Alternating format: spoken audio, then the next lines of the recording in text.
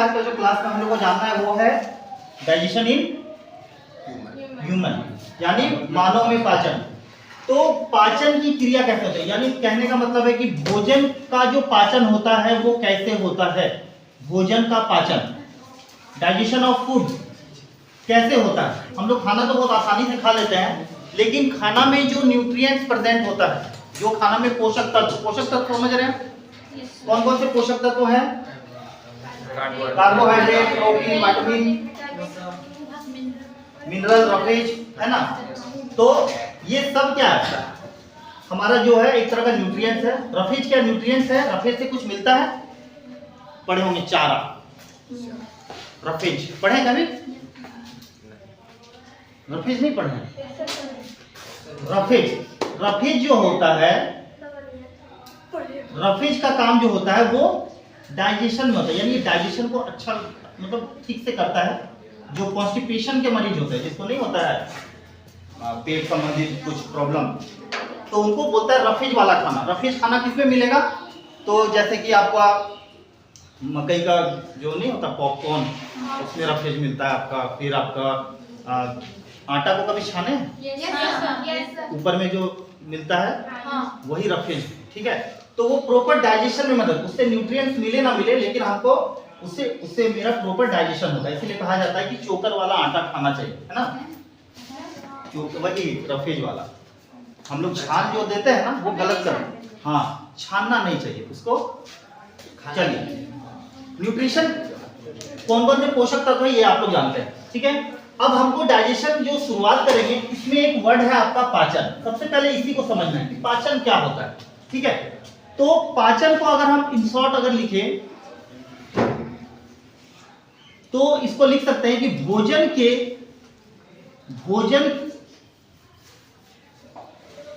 जटिल अणुओं को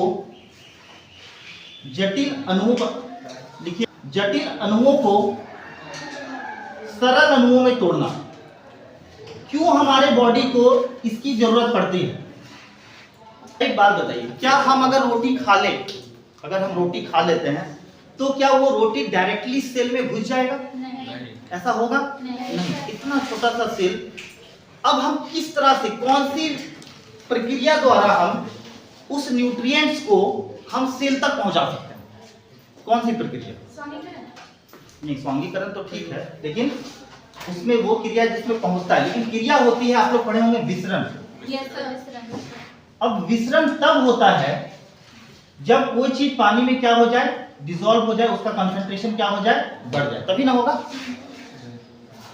क्या कभी पढ़े ठोस में विसरण होता है? एक तरफ बालू ज्यादा रखा हुआ है, एक तरफ गिट्टी कम है, ऐसा, तो बालू का कंसंट्रेशन ज्यादा होकर उड़ के उधर चल गया गिट्टी की तरफ। पढ़े हैं? नहीं पढ़े। आपने विसरण पढ़ा होगा गैस में और द्रव में, ठोस में पढ़े नहीं, ठीक है। तो यहाँ पर अपनाना होता है विसरण का विधि, यानी कि जो भी न्यूट्रिएंट्स है, जो भी पोषक तत्व है, उसको पहुंचाने के लिए, सेल तक पहुंचाने के लिए भोजन को इतना तोड़ना पड़ता है कि वो क्या हो जाए, ब्लड के साथ मिल जाए, डिसॉल्व हो जाए, इतना तोड़ना होता है। तब जाकर के ये ब्लड के साथ मिलता है, और बाय ब्लड, मान लीजिए ब्लड कैपिलरीज है, ठीक है, कुछ इस टाइप से, और इसके आसपास क्या है, सेल क्या है, सेल। अब ये डिसॉल्व न्यूट्रिएंट जो है ब्लड में डिसॉल्व है, और हर सेल को जो न्यूट्रिएंट्स की जरूरत होती है वो बाय डिफ्यूजन क्या हो जाता है, सेल तक पहुंच जाता है। इस वजह से भोजन को क्या करना होता है, हमें तोड़ने की जरूरत पड़ती है। अब ये तोड़ेगा कौन? इसमें कौन कौन से ऐसे पार्ट है, कौन कौन से एंजाइम है, कौन कौन से ऐसे एसिड हैं जिसके वजह से भोजन इतना टूटता है कि वो क्या हो जाता है, डिसॉल्व हो जाता है, किसमें, ब्लड में, ठीक है। अब आपको इस टॉपिक में आपको यही समझना है कि कंप्लीट डाइजेशन होता कैसे वो सेल तक पहुंचता है, ठीक है। तो शुरुआत हम लोग करने वाले हैं कहां से, मुंह से, माउथ से। अब माउथ को ध्यान से समझिएगा, अगर भूल गए ना तो एक बार रिवाइज हो जाएगा। आपको मुंह के अंदर कौन कौन से पार्ट दिखाई देते हैं, कौन कौन से भाग दिखाई देता है? दो चीज दिखता होगा मुंह के अंदर। पहला दिखता होगा आपको दांत और टंग, यही है ना। क्या खाना खाने से में इन दोनों का जरूरत पड़ता है? Yes sir. क्या बिना चबाए आप भोजन को निगल सकते हैं? नहीं। ठीक है, तो दोनों का। तो दांत के बारे में पहले पढ़ लें हम लोग। दांत कितने टाइप के होते हैं? कितने प्रकार के? 4। चलिए वेरी गुड। अब कौन कौन से इसमें प्रकार है ये भी बता दीजिए। चलिए कृतंक, रजनक, अर्धचवर्णक, चवर्णक।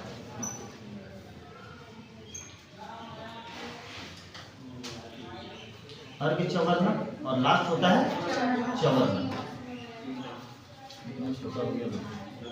और लास्ट में चवर्णक। अब चलिए बताइए कितने होते हैं कृतंक, कितने होते हैं रजनक, कितने होते हैं अर्धचवर्णक और कितने होते हैं चवर्णक? कृतंक 8, ऊपर में 4, नीचे में 4, ये हो गया 8।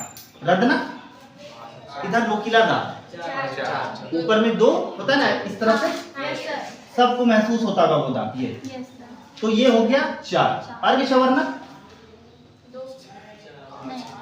अर्धचवर्णक 8 और चवर्णक 12। ये हो गया दांतों की संख्या। देखिए 32 हुआ है जोड़ के, 32 दांत हो गया। चलिए अब इसका काम में आ जाए। आपका कितना है? ऑब्वियसली हम एक मैच्योर इंसान हो जाए और एक वयस्क इंसान के मुंह में 32 दांत होता है, ठीक है। एक बार लड़ाई झगड़ा हुआ था तो 2 दांत टूटा है, वो अलग बात। अब देखिए कृतंक, कृतंक का काम क्या होता है? काटने का, कटिंग, ठीक है। क्या करने का? आगे का दांत का हम क्या करते हैं? काटते ही है ना। आपको एक सेप देंगे, इधर से काटिएगा क्या ऐसे करके? नहीं, आगे से ऐसे लीजिएगा, आगे से काटेंगे। तो ये होता है कृतंक का काम, काटने का। रजनक का फाड़ने का। हाँ, जो चिकन लवर है यहाँ पे, लेग पीस किधर ऐसे खाते हैं क्या? आगे से ऐसे करके? नहीं, इधर से डालेंगे, ठीक है। तो ये हो गया हमारा फाड़ने का काम, ठीक है। चवर्णक और अर्धचवर्णक, इन दोनों का काम क्या है? ग्राइंड करना, पीसने का काम। पीछे ले जाते हैं और उसको पीसते हैं। तो यहाँ पर काम क्या हो रहा है कि जो भी भोजन है वो टूट रहा है, यानी छोटे छोटे टुकड़ों में बट रहा है ना। अब क्या होगा, यहाँ से अब फिर आप देखते होंगे कि वो जो भोजन होता है वो लसलसा बन जाता है। कभी रोटी सूखा अंदर में गया है क्या? नहीं। मुंह में डालिएगा, बिस्किट डाल के मुंह में रखिए, थोड़ा देर के बाद वो भीग जाएगा। तो उसको मॉइस्चर करने का काम, उसको लुब्रिकेट करने का काम कौन कर रहा है? लार। अब ये लार कहां से निकल रहा है? तो सैलिवरी ग्लैंड, इसमें आएंगे हम लोग। लेकिन अगर लार से वो मिक्स ना हो तो शायद हम लोग निगल ना पाए खाना, ठीक है। वो निगलाता इस वजह से है ताकि वो लुब्रिकेट हो जाता है, उसमें फिसलन आ जाता है और वो आराम से हमारे नली में क्या हो जाता है? पहुंच जाता है। कभी बिना भोजन चबाए निगलिएगा, आपका दिमाग बोलेगा मत करो। देखिए कोशिश भी करेंगे ना तो आपका रोकेगा आपको कोई। दवा तो पानी से निकलते हैं। चलिए ठीक है, अब आते हैं ये टंग समझ, ये दांत समझ में आ गया। यहाँ देखिए दांत क्लियर है। कभी कभी संख्या पूछ देगा आपसे कि कृतंक कितने होते हैं, रजनक कितने होते हैं, चवर्णक और अर्धचवर्णक कितने होते हैं, ये सब की संख्या कभी कभी काम भी पूछ देता है। तो ध्यान रखिएगा इन सब बातों का। ज्यादातर इसमें कंफ्यूज करते हैं, सब इसमें 8 लिख के आते हैं, लेकिन होता कितना है? 12। 3 इधर, ऊपर 3, फिर ऊपर 3, ठीक 12। अब आइए हम लोग टंग के बारे में आते हैं। सुनिए, अब हम लोग जो अगला चीज है वो है टंग। टंग का एक्चुअल में काम क्या है? टेस्ट का पता। टेस्ट का पता हमें कैसे पता चलता है? क्योंकि टंग में क्या होते हैं? टेस्ट बड्स होते हैं, स्वाद कलिकाएं होती हैं। पढ़े होंगे सेवन, जो अलग अलग जगह में अलग अलग स्वाद को क्या करता है हमें। कभी बीच में कुछ रख दीजिएगा, हाँ कोई भी चीज आप जो आपको है, और जी निकाल के बीच में रख दिया, आपको कुछ नहीं लगेगा कोई कि क्या खाए हम। फिर जब तक वो पूरे जीभ में फैलेगा नहीं, है ना। फैलने के बाद आपको पता चलता है कि वो मीठा है, तीखा है, नमकीन है, क्या है, ठीक। तो ये बगल साइड में क्या होते हैं? स्वाद कलिकाएं होते हैं, टेस्ट बड होते हैं, जो हमको अलग अलग स्वाद को क्या करता है? पता चलाता है। उसके बाद है और क्या काम करता है? ये खाना को क्या करता है? हाँ, मिलाने का, लार से मिलाने का काम करता है, और भोजन को इधर उधर करता है, ठीक है। कभी भोजन इधर आता है, इधर आता है, तो भोजन को इधर उधर करके दांतों के बीच में लाता है और हम उसको क्या करते हैं, ग्राइंड करते हैं। ठीक, सपोज ये थोड़ा देर सोच लीजिए, मेरे पास जी नहीं है, जी को एक जगह स्टेबल कर दीजिए। अब सोचिए क्या हम भोजन को चबा पाएंगे? बोलने का भी काम है जीभ में, लेकिन क्या हम भोजन को इधर उधर कर पाएंगे? नहीं कर पाएंगे। तो जीभ का काम क्या है कि भोजन को दाएं बाएं या इधर उधर करके दांतों के बीच में लाना, और दांतों का काम होता है उसको क्या करना, चबाना। टेस्ट का पता चलता है। दूसरा चीज हमें बोलने में मदद करता है ना, हमें क्या किया, बोलने में मदद किया। तो ये 3-4 कुछ काम है टंग का। ठीक है, अगर आ जाए काम लिखने तो लिख दीजिएगा। अब हम लोग आते हैं ठीक इसके नीचे, मुंह में तो हो गया काम। क्वेश्चन एक बनता है कि पाचन की शुरुआत कहां से होती है, तो आंसर क्या होगा, मुंह से। पाचन की शुरुआत कहां से होती है, मुंह से। पहला क्वेश्चन ये बना यहाँ। उसके बाद अब आइए नीचे, ठीक है, यानी कि सैलिवरी ग्लैंड में। सैलिवरी ग्लैंड यहाँ इंपॉर्टेंट है, थोड़ा सा ध्यान दीजिएगा। सैलिवरी ग्लैंड, ठीक है, जिसको बोलते हैं लार ग्रंथि। हिंदी में क्या बोले, लार ग्रंथि। अब सीधी सी बात है, लार ग्रंथि है, इससे सीक्रेट क्या होगा, लार। हिंदी में लार बोलेंगे, इंग्लिश में क्या बोलते हैं, सलाइवा। सलाइवा। इसको टाइलिन भी बोलते हैं और इसको सलाइवरी एमाइलेज भी बोलते हैं। सलाइवरी एमाइलेज, ये 3 नाम। अब इसका काम आ गया कि सर ये क्या काम करता है। अब समझिए पहले कि इसको कौन कौन से नाम से, एक तो सलाइवा जो बोले आप सही है, टाइलिन, और तीसरा सैलिवरी एमाइलेज। ठीक है, ये 3 नाम से इसको बुलाया जाता है। अब है कि ये कितने टाइप के होते हैं। यहाँ पे होता है, इस जगह पे होता है हमारा सैलिवरी ग्लैंड, यहाँ पर भी होता है। ठीक है, ये 3 टाइप के होते हैं। कौन कौन होते हैं, तो पहला होता है आपका,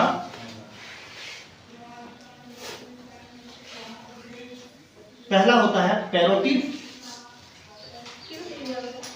ये दूसरा जो हमारा सैलिवरी ग्लैंड है वो होता है सबमैंडिबुलर, सबमैंडिबुलर, और तीसरा क्या होता है, सबलिंगुअल, सबलिंगुअल। ये 3 टाइप के आपके सैलिवरी ग्लैंड प्रेजेंट होते हैं, पैरोटिड, सबमैंडिबुलर और तीसरा सबलिंगुअल। ठीक है, SUBMANDIBULAR, सबमैंडिबुलर। तीसरा है सबलिंगुअल, SUBLINGUAL। ये 3 टाइप के आपको मिलेगा क्या, सैलिवरी ग्लैंड। ठीक है, दिखा देंगे कभी इमेज में क्या काम होता है प्रेजेंट। ठीक, अब देखिए आगे इसका काम में आते हैं। अब है कि सैलिवरी एमाइलेज, या हम कह सकते हैं कि जिसको सलाइवा आप लोग बोले, ये किन चीज से मिलके बना हो।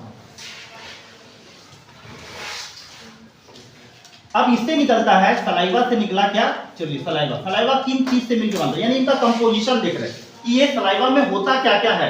तो होता क्या है, वाटर होता है, पहला चीज क्या हुआ, दूसरा चीज क्या होता है, म्यूकस, और तीसरा वही होता है सैलिवरी एमाइलेज। ये एक एंजाइम है, सैलिवरी एमाइलेज, सैलिवरी एमाइलेज। ये क्या है, एक तरह का एंजाइम सलाइवा से। तो ये हो गया आपका 3 चीज। अब ये दोनों का काम, वाटर और म्यूकस का काम क्या है, वाटर और म्यूकस, वाटर और म्यूकस। वाटर और म्यूकस का काम क्या है कि ये क्या करता है, खाना को लुब्रिकेट करता है, यानी कि उसको क्या करता है, नहीं होता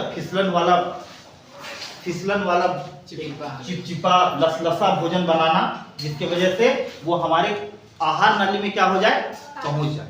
पहुंच के मतलब फिसल के एकदम आराम से बिना रुके टुके कहां पहुंच जाए, पेट में पहुंच जाए। तो ये वाटर और म्यूकस का काम है कि खाना को क्या करना, लुब्रिकेट करना। ठीक है, लसलसा बनाना, जिसके वजह से खाना आराम से कहां पहुंच जाए। देखिए यहां से खाना जाएगा, जाते जाते जाते जाते सबसे पहला वो पहुंचेगा कहां पे, कहां पे, पहला स्टॉपेज है इसका पेट, स्टमक में, स्टमक यहाँ पे अमाशय जिसको बोलते हैं, यहाँ पे पहुंचना। ठीक है, अब यहाँ पे पहुंचने के लिए सबसे पहले वही सैलिवरी ग्लैंड में जो उपस्थित है H2O और म्यूकस, ये काम क्या किया, लुब्रिकेट करने का, लुब्रिकेंट। ठीक है, अब आते हैं सैलिवरी एमाइलेज। सैलिवरी एमाइलेज इसका काम क्या है, जो कि एक एंजाइम है, salivary amylase. Amylase, salivary amylase का काम है कि ये भोजन में उपस्थित कार्बोहाइड्रेट को, भोजन में उपस्थित कार्बोहाइड्रेट को किस चीज में बदल देता है? तो माल्टोज में बदल देता है। क्या चीज में बदला? माल्टोज। ये काम किया आपका सैलिवरी एमाइलेज। और इसी वजह से अब ये सलाइवा कहाँ है? मुंह में ही है ना, कि कहीं और है? ये अलग है कि भोजन गया सैलिवरी ग्लैंड के पास रुक गया, वहां पे मिक्स हो रहा है, ऐसा है नहीं। सलाइवा हमारे मुंह में है। इसीलिए देखिए यहीं से टूटना शुरू हो गया भोजन। किसमें टूटा? कार्बोहाइड्रेट से माल्टोज में।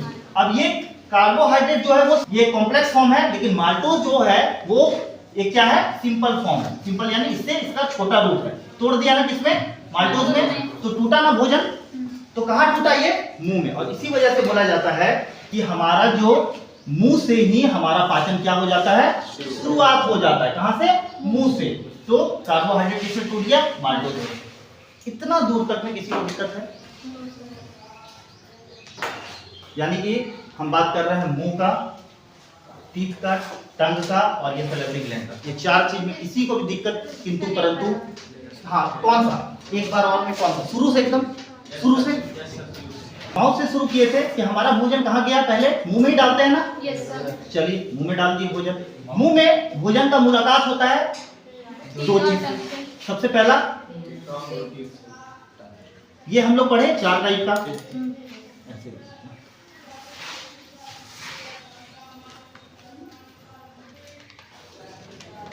पहला पढ़ा है आप लोग कृतन, दूसरा आप लोग ने कहा रदनक, चौथा अर्घ्यचवर्णक, अर्घ्यचवर्णक और फोर्थ चवर्णक।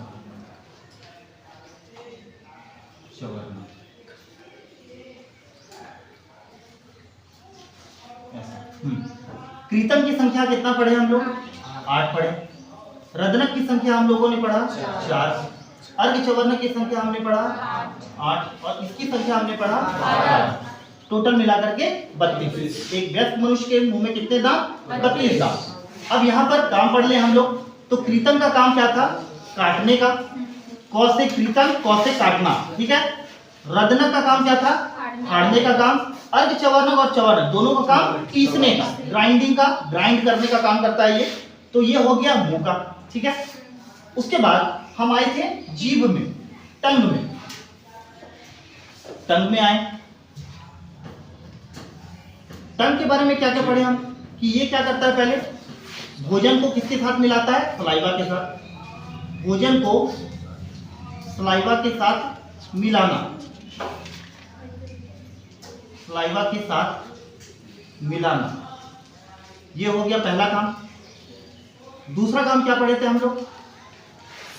दूसरा काम पढ़े थे स्वाद का पता लगाना, स्वाद का पता लगाना, पता लगाना। तीसरा काम हमने पढ़ा था बोलने का, बोलने का। कुछ ये काम हो गया, ज्यादातर है नहीं, यही वाला काम है, ठीक है। तो टंग का ये विशेष कर ये 2-3 काम होता है। उसके बाद हम लोग ठीक आगे बढ़े थे, तो भोजन को मिला रास्ते में कौन? सैलिवरी ग्लैंड से मुलाकात हुआ। तो भोजन बोला कि चलो भाई तुम भी अपना काम कर दो। तो सैलिवरी ग्लैंड के टाइप्स के बारे में हमने पढ़ा था। सैलिवरी ग्लैंड ये कितने टाइप्स के? 3 टाइप्स के। पहला जो टाइप था कैरोटिड, कैरोटिड। दूसरा जो टाइप था सबलिंगुअल, सबलिंगुअल। और तीसरा सबमैंडिबुलर, सबमैंडिबुलर। ये हो गया 3 काम, ये 3 टाइप, ठीक है। अब इससे सीक्रेट क्या क्या हुआ? इससे सीक्रेट क्या क्या हुआ? इससे जो सीक्रेट होता है वो होता है सैलिवरी एमाइलेज, जो कि क्या है? एंजाइम। क्या है? Salivary amylase. ये है एक एंजाइम सैलिवरी एमाइलेज। और सैलिवरी एमाइलेज किन किन चीजों से मिलकर बना है? अभी बात किया हम। पहला वाटर, उसके बाद म्यूकस, और तीसरा जो ये खुद है सैलिवरी एमाइलेज, जो कि क्या है? ये एक एंजाइम है। सैलिवरी एमाइलेज ये खुद है, जो कि एक एंजाइम है। अब वाटर और म्यूकस का काम क्या पढ़े थे हम लोग? ये काम क्या करता है? भोजन को कोई नस्ला सा लुब्रिकेट करना, है ना। जिससे क्या होता है? भोजन आसानी से आहार नली से होके कहां पहुंच जाता है?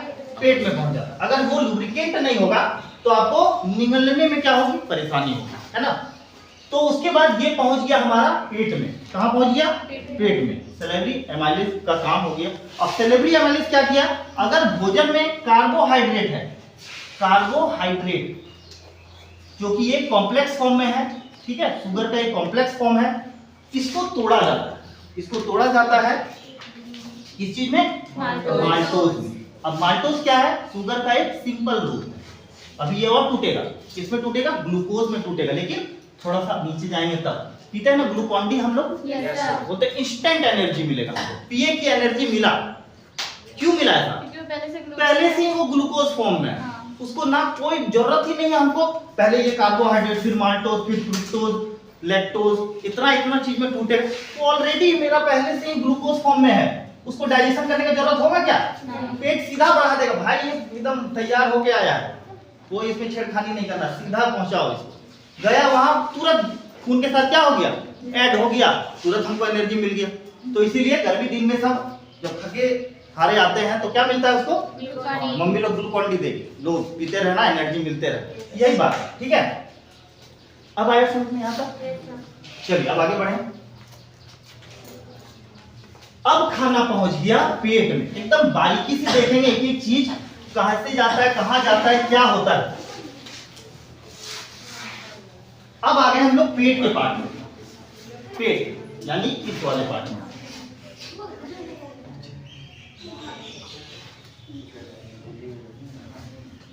अब क्वेश्चन बनता है इससे आपका कि पेट की आकृति कैसी होती है, कैसी होती है पेट की आकृति। अब ये थोड़ा थोड़ा अलग अलग बुक में अलग अलग देता है, कहीं पे देगा यू शेप्ड, कहीं पे देता है जे शेप्ड। थोड़ा सा कंफ्यूजन हो सकता है। अब हमको नहीं पता जे कहां से दिखता है, हो सकता है ऐसे करके जे हो या सर तो क्या लिखेंगे, हाँ यही है। और ऑप्शन आपको एग्जाम में हमेशा कोई एक रहेगा, दोनों कभी नहीं रहेगा, इतना ध्यान रखिएगा। या तो वो यू शेप्ड देगा या तो वो जे शेप्ड देगा, ठीक है। अभी 7th के बुक में भी देखे थे हम, वहां पे दिया हुआ था जे शेप्ड में, जबकि होता है एक्चुअली में यू शेप्ड है। हम वहां लोगों को यू शेप्ड ही लिखा है, लेकिन हम आप लोगों को बता रहे हैं कि अगर दे दे, मान लीजिए आप यू नहीं दिया वहां जे दिया, अभी सब तो जे बता ही नहीं है, अभी सब तो जे हुआ ही नहीं, और वहां पे दे देगा आपको, वहां मान लीजिए सी दे दिया ऐसा, तो आपको लगेगा अरे हाँ ठीक है, तो ऐसे ही पेट दिखता है, वहां आप लोग आगे आ जाएंगे सी, ठीक। तो ये गलती ना करें, या तो वो आपको यू देगा या तो वो आपको जे देगा, ठीक है।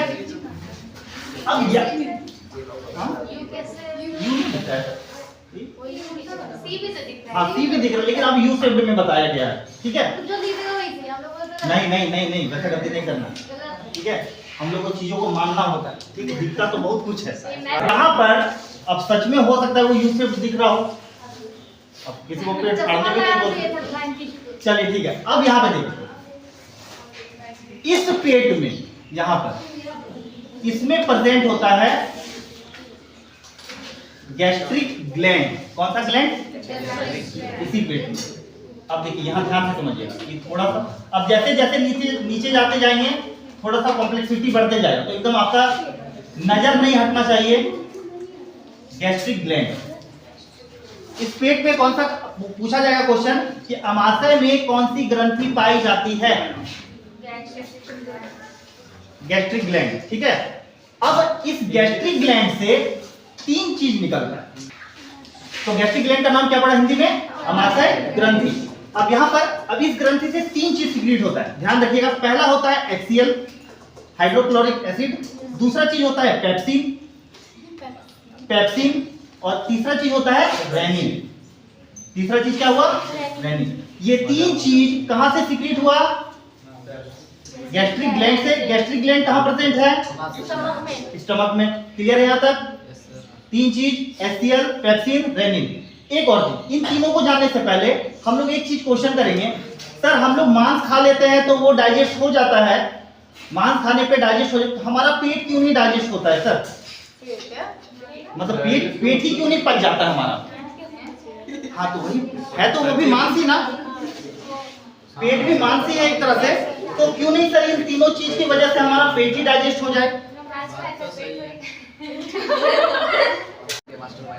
कल का जो सवाल था कि डाइजेशन में पेट का जो रोल था, ठीक है, समझ में आया था। अब इसमें गैस्ट्रिक ग्लैंड से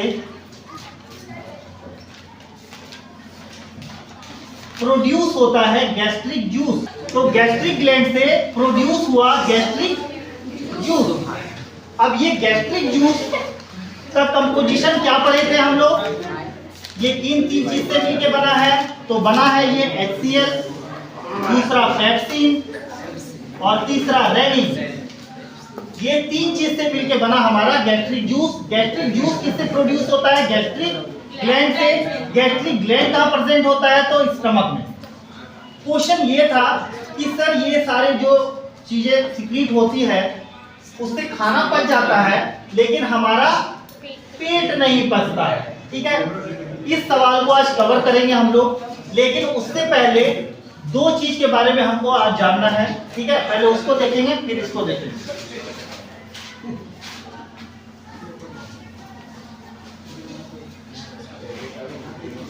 खाना हम लोग का जो है वो मुंह से होते हुए पहुंचा कहां पे? इसोफेगस में। कहां पहुंचा? इस वाले नली को क्या बोलते हैं? इसोफेगस। हिंदी में बोलते हैं खाद्य नली। इसोफेगस हिंदी में क्या बोले? खाद्य नली। ऐसे नहीं लिख सकते हैं, खाद्य नली।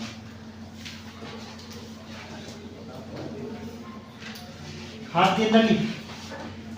अब इसका थोड़ा सा काम है, ज्यादा नहीं, कभी कोई पूछ देता है इसलिए इसको हम बताना जरूरी समझ रहे हैं। ये खाद्य नली की जो लंबाई होती है वो व्यस्क में कितनी होती है?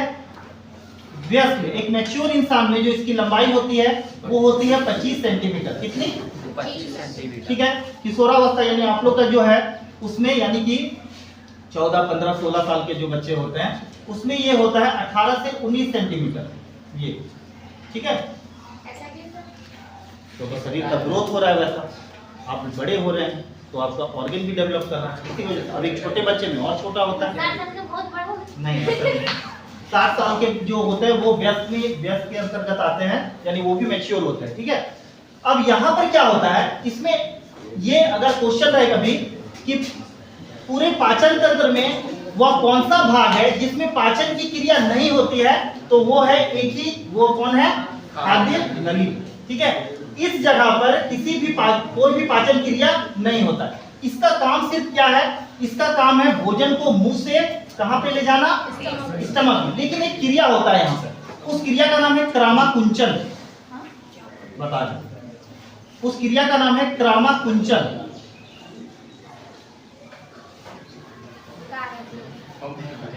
अब होता क्या है कि खाना जैसे जाता है, ये जो इसोफेगस है ये फैलता है, ठीक है। उसके बाद फैलने की वजह से ये खाना क्या होता है, जब फैल जाता है तो खाना नीचे जाता है, फिर ये सिकुड़ता है, तो एक प्रेशर पड़ता है, फिर ये फैलता है, फिर ये सिकुड़ता है, यानी फैलना और सिकुड़ना।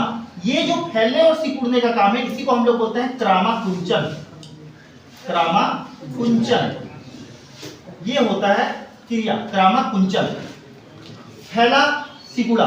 सिकुड़ने से क्या होता है, खाना में एक प्रेशर पड़ता है जिसकी वजह से वो नीचे जाता है, ठीक है, फिर फैलता है, फिर सिकुड़ता है, और इस वजह से वो आराम से क्या हो जाता है, कहां पहुंच जाता है? स्टमक में पहुंच जाता है, अमाशय में पहुंच जाता है, ठीक है। उसके बाद यहां पर एक रचना होती है, इस जगह पे, इस जगह यहां पर, जिसको हम लोग, ये हो गया फेरिंक्स का यही रोल, खाना को कहां पहुंचाना? स्टमक में। लेकिन यहाँ पे गला में, यहाँ पर एक रचना होता है जिसको हम लोग बोलते हैं ग्रसनी। ग्रसनी, ग्रसनी, इसको बोलते हैं हम लोग फेरिंक्स, PHARYNX, फेरिंक्स, ये फेरिंक्स। यहाँ पे क्या होता है इसको भी ध्यान से देखिएगा।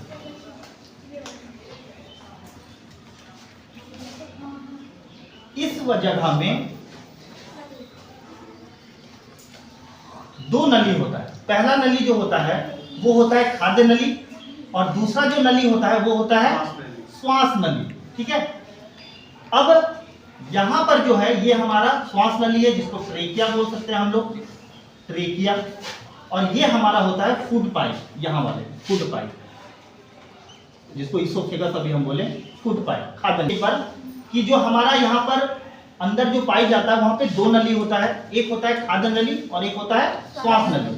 तो जब हम खाना खा रहे होते हैं ऐसे सिचुएशन में भोजन जो है वो श्वास नली में ना चले जाए, और श्वास नली में चल जाएगा तो कहाँ चल जाएगा, भोजन फेफड़ा में चल जाएगा, जो बहुत रिस्की हो जाएगा, इससे आदमी मर भी जाता है कभी कभी। ठीक है, तो यहाँ पर एक रचना होता है ग्लोटिस करके। जब भी हम खाना खाते हैं ये एपिग्लोटिस क्या होता है, इसको बंद कर देता है, किसको, श्वास नली को बंद कर देता है। तो क्या होता है, खाना कहाँ पहुंच जाता है, खाद्य नली में, और आराम से ये कहाँ पहुंच गया, पेट में।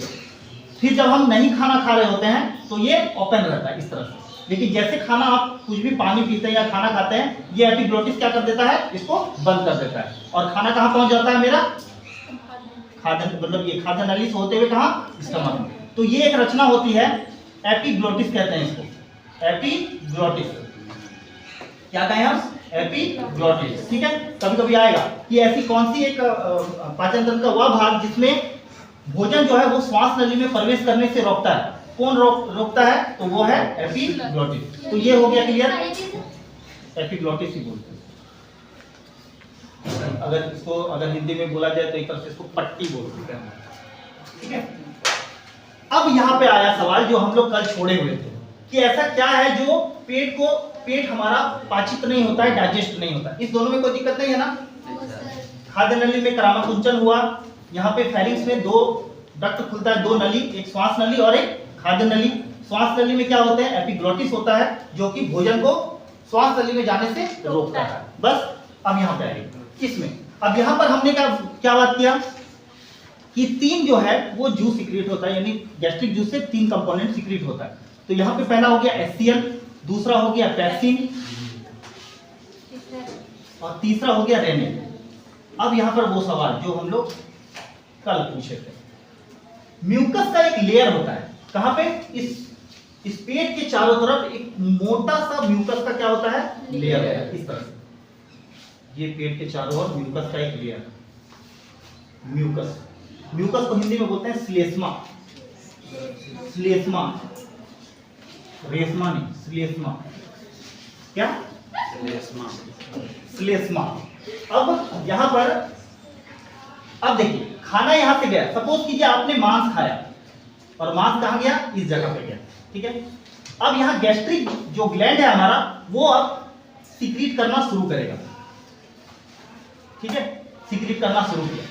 अब यहाँ पर पेट का ये वॉल है, ये पेट का वॉल चारों तरफ, और वॉल के नीचे म्यूकस का क्या है, परत, लेयर है ना, म्यूकस का मोटा सा लेयर दिख रहा है ना। अब एचसीएल, रेनिन और जो पैप्सिन है, ठीक है, अभी ये काम बताएंगे, इन सब का सिक्रेशन होता है, लेकिन वो असर किस पे करता है, सिर्फ वो मांस पे। लेकिन ये म्यूकस क्या कर देता है, उसको रोक देता है, यहां तक जाने देता है क्या, नहीं जाने, जिस वजह से हमारा पेट का जो ये भित्ति है, जो आवरण है, ये पचने से क्या हो जाता है, रुक जाता है। लेकिन कभी कभी क्या होता है कि ज्यादा ऑयली, ज्यादा मसालेदार खाना खाने की वजह से क्या होता है, किसी किसी का ये म्यूकस का जो लेयर होता है वो पतला होते जाता है, क्या हो जाता है, पतला, ऐसा। अब क्या होता है, ये जो एचसीएल सीक्रेट होता है, ये एचसीएल सीक्रेट होता है, इसके वॉल पे क्या होने लग जाता है, टच होने लगता है। अब ये एचसीएल है ना, एसिड है, अब एसिड जब वॉल पे टच होता है तब उसको पेट को क्या होता है, जलन देना, हाँ बहुत जलन देगा, उसको लगेगा कि बहुत पेट जल रहा है। अब डॉक्टर के पास आप जाएंगे तो वो आपको एक सिरप देगा पीने के लिए। अब वो सिरप क्या करता है, अब ये एसिडिक मीडियम हो गया, अम्लीय माध्यम हो गया ना। अब जैसे आप जैसे वो सिरप पीते हैं, वो उस एसिडिक मीडियम को क्या कर देता है, बेस बना देता है। क्या बना दिया, क्षारीय बना दिया। ठीक है, बहुत सारा कैप्सूल आता है, डाइसिन वगैरह, ठीक है, तो उसको ये बेस बना दिया। अब जैसे ये बेस पे कन्वर्ट होता है, आपको जलना क्या हो जाता है, कम हो जाता है, यानी आपका अब जलन कम देगा। ठीक है, तो ये हो गया। कभी कभी यहाँ पर किसी इंसान का ये इतना कम हो जाता है कि पेट में घाव हो जाता है, घाव, जिसको बोलते हैं अल्सर, उस घाव का नाम को बोलते हैं अल्सर। ठीक है, उसको डॉक्टर पूरा अच्छे से बोलेगा कि देखो बाबू, अगर चाहते हो ये जल्दी भरे तो कोई भी मसालेदार खाना ना खाओ, सुपाच्य खाना खाओ जो जल्दी डाइजेस्ट हो। ठीक है, अब अगर आप ऐसा खाना खाएंगे जिसमें खाना को बहुत ज्यादा तोड़ने का जरूरत हो, तो ऐसे में क्या होगा, एचसीएल बहुत ज्यादा सीक्रेट करेगा ना, क्योंकि उसको ब्रेक डाउन करना है। तो अब आप ऐसा कोई खाना खाते हैं जिसको बहुत पचाने का जरूरत पड़ जाए, तो एचसीएल उतना ही ज्यादा सीक्रेट करेगा, क्योंकि उसको खाना पचाना है। अब ऐसे सिचुएशन में अगर एचसीएल बहुत ज्यादा सीक्रेट करेगा और म्यूकस का लेयर बिल्कुल खत्म पड़ा हुआ है, तो वो आदमी रह पाएगा, नहीं रह पाएगा। ठीक है, यानी उसका घाव और बढ़ते जाएगा धीरे धीरे। ठीक है, तो ऐसा किसी को होता है यहाँ क्लास में? नहीं, सबका ठीक है। मतलब ये म्यूकस का लेयर सबका पेट में सही है। अगर ऐसा नहीं होता है तो कोई फिर दवाई लिख देंगे। नहीं होता है। चलिए ठीक है, यहाँ तक। अब हम समझिए कि पेट हम लोग का इस वजह से, यानी म्यूकस ही हमारे पेट को पचने से क्या कर देता है? रोकता है। सर एक और बात। ठीक, अब इसको एक बार जूम करके देख लेते हैं।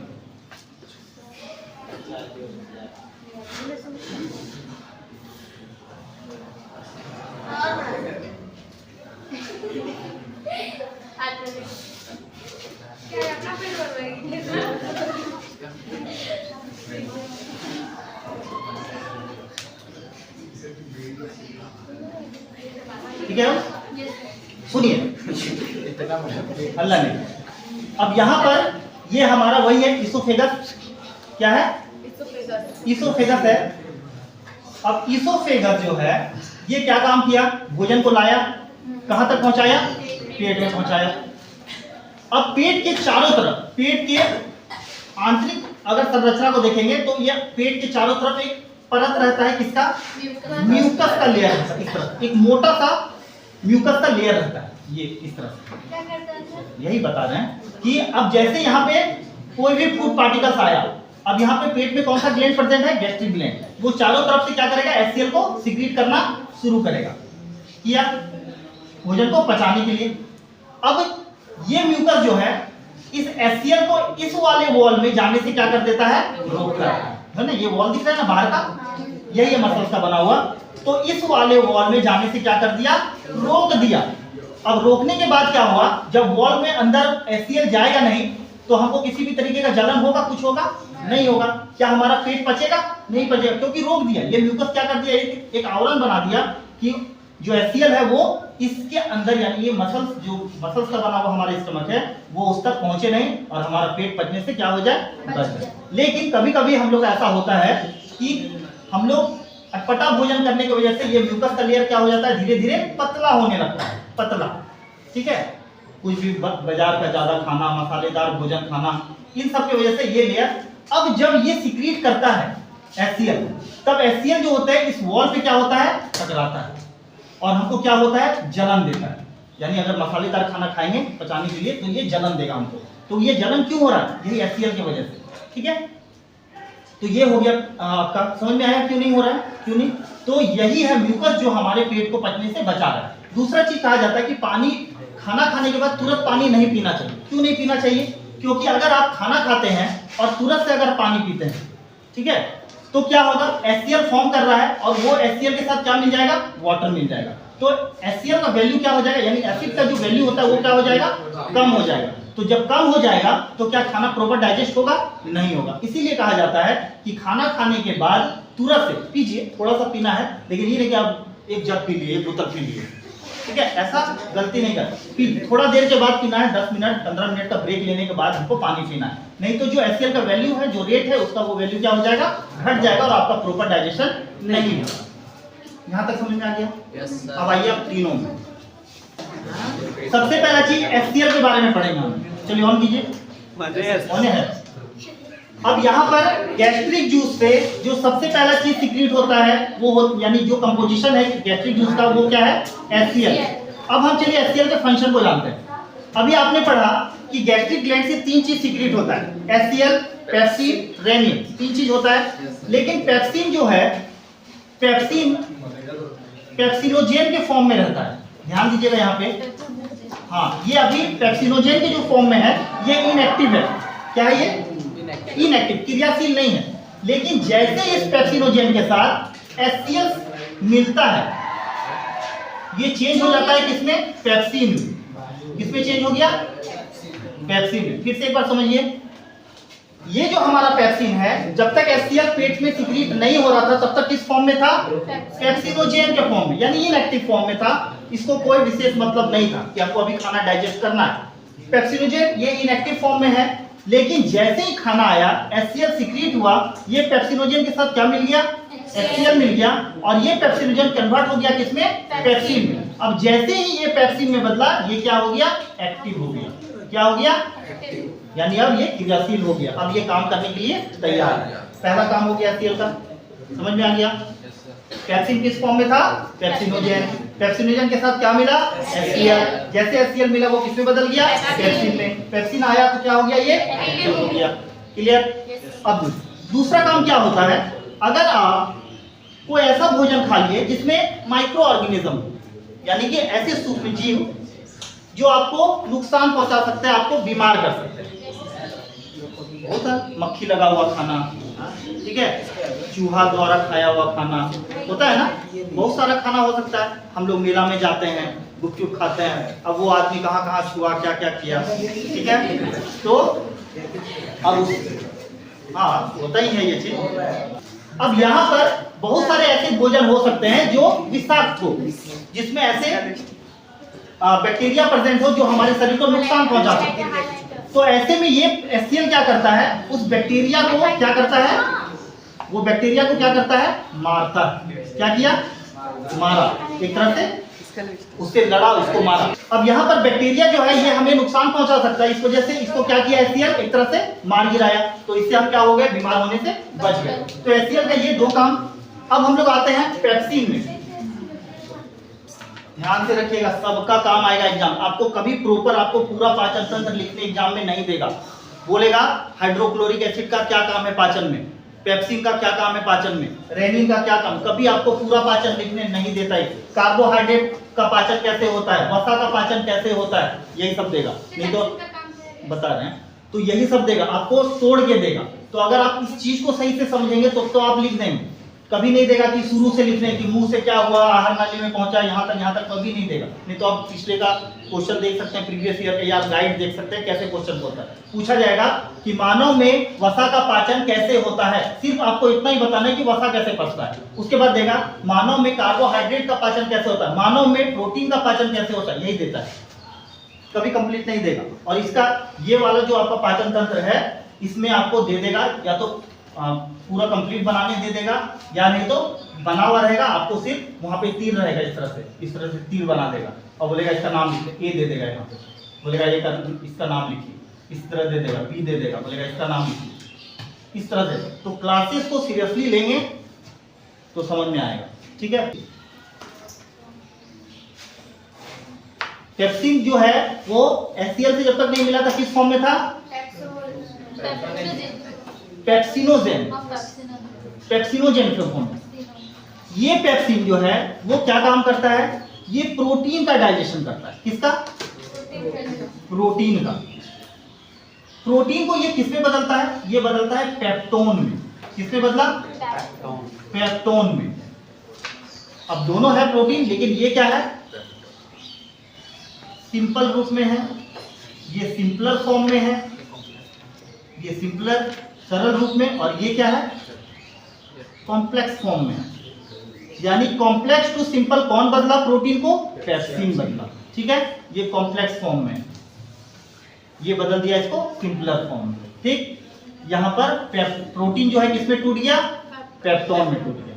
क्लियर है यहाँ तक। रेनिन, ये रेनिन जो होता है वो मिल्क का डाइजेशन करता है। किसका डाइजेशन किया, ये मिल्क का डाइजेशन किया, मिल्क का डाइजेशन। अब ये जो है, जो छोटे बच्चे होते हैं, जो इन्फेंट बेबी होते हैं, नवजात शिशु, वो क्या खाना खाते हैं? नहीं, वो प्रॉपर दूध पे ही निर्भर करते हैं ना।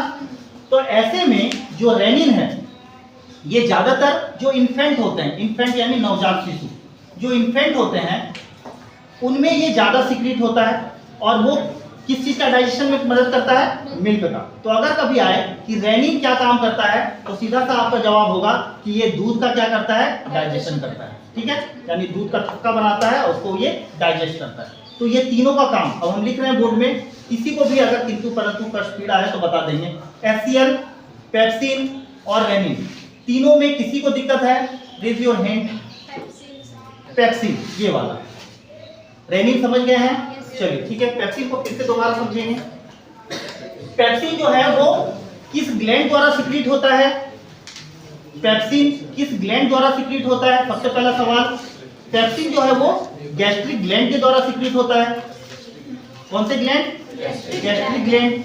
जिसको हम लोग आमाशय ग्रंथि बोलते हैं। अब पेप्सिन काम क्या किया, पेप्सिन जो है वो ये एक्टिव फॉर्म है, लेकिन इनएक्टिव फॉर्म में पेप्सिन को क्या कहा गया, इनएक्टिव फॉर्म में पेप्सिन को कहा गया पेप्सिनोजेन,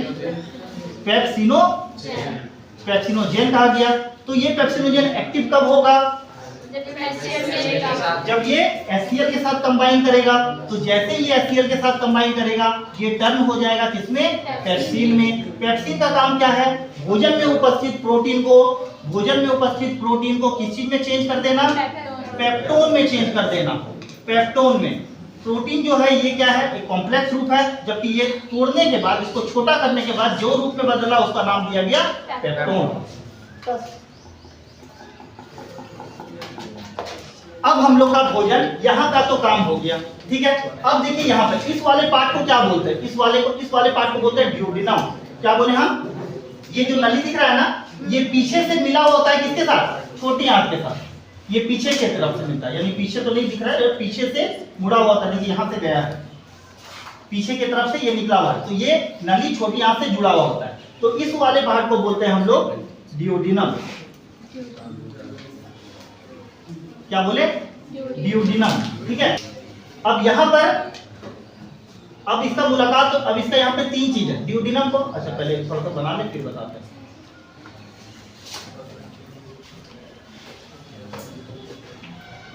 देखिए ड्यूडेनम जो है उसमें क्या क्या जुड़ा हुआ है, एक लीवर जुड़ा हुआ है ना। देखिए यहाँ से जुड़ा हुआ है ना लीवर, ये यानी कि लीवर के अंदर आपको गॉल ब्लैडर दिख रहा है, हाँ। दिख रहा है। और यहाँ पर ये गॉल ब्लैडर जो है किससे जुड़ा हुआ है, ड्यूडेनम के साथ जुड़ा हुआ है। और एक जो है चीज वो पैंक्रियाज है, देखिए यहाँ पे वो भी किसके साथ जुड़ा हुआ है, ड्यूडेनम के साथ जुड़ा हुआ है। अब आपको लीवर और पैंक्रियाज का काम समझना है, बहुत ध्यान से देखिएगा।